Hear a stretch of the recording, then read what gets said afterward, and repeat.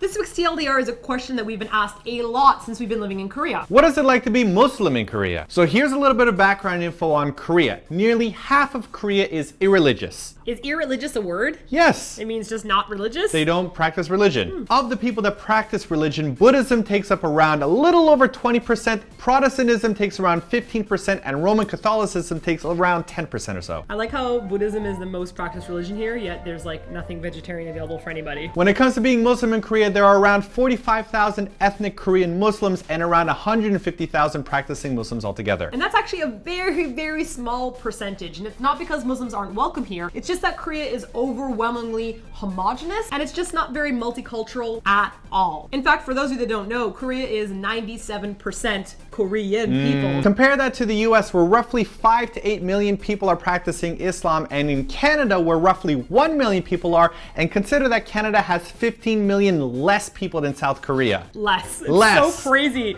Canada is so big. It's so huge, and nobody lives there.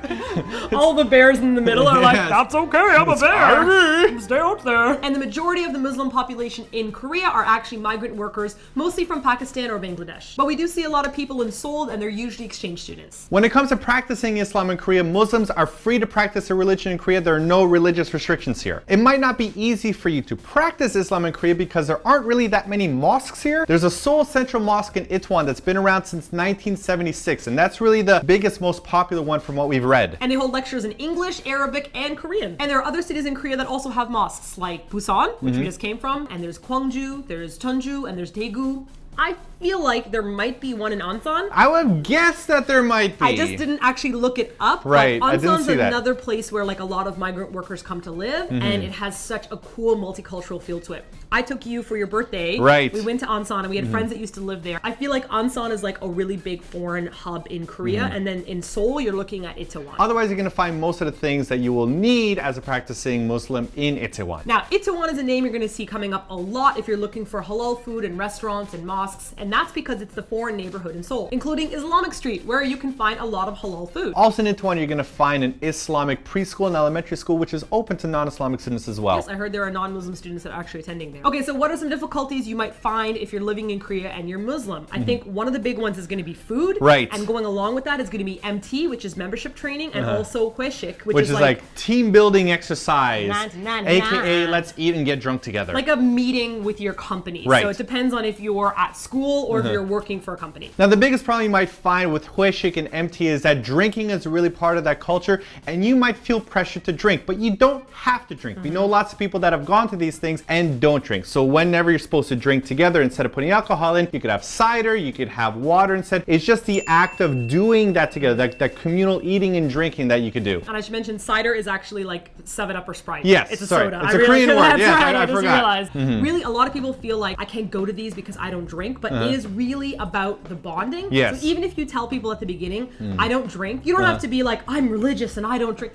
You can just be like, I don't Yes. drink. There are Lots of people in don't Korea drink for many reasons, yes. Yes, exactly. So you can just say, I don't drink, but I still want to take part in this, hang out with them, laugh. Just make sure that you're taking part of the team activity. So Right. it is a big part of Korean culture, along with grilling pork. Yes. Yes. So that might be a little bit tougher for you. And I heard that that's the biggest issue, is like eating halal food properly in Korea is very, very challenging because it's such a meat-based culture here. A pork-based culture too. Yes. Things are starting to change in Korea, but there's a program here called Our Home, which is trying to make halal lunch boxes and buffets for a Gwangju summer program. Okay, you know where they're from, by the way? Our home?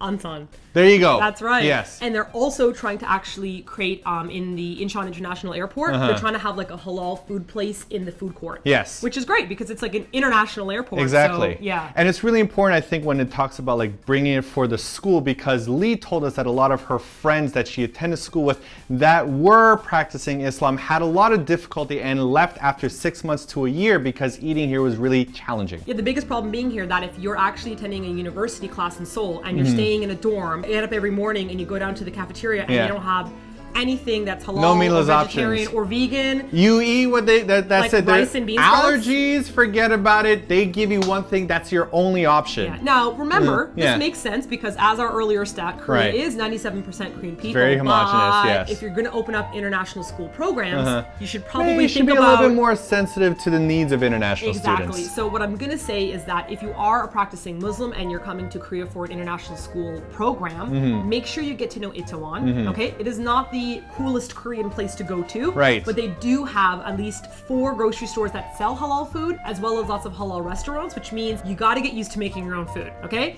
if your mom and dad are cooking for you back home when you're coming to Korea, Right. it's time to learn how to cook for yourself. So there's a lot more to talk about, and we can't include everything in this video, so make sure you check out our blog post. We're going to talk about more things there, as well as include some helpful links so that when you come to Korea, you can find out where to go for your halal food needs. And here's our question for you today. I know some of you guys have either dietary restrictions, maybe you have an allergy, or you're vegetarian and vegan, or maybe you have a religious practice that you can't eat certain types of food. What was it like when you traveled to Korea and other countries? How did you get around these issues? Let us know in the comment section below. So that's it for this week's video. I hope you found it useful. Next week we have a very special video because it's our anniversary.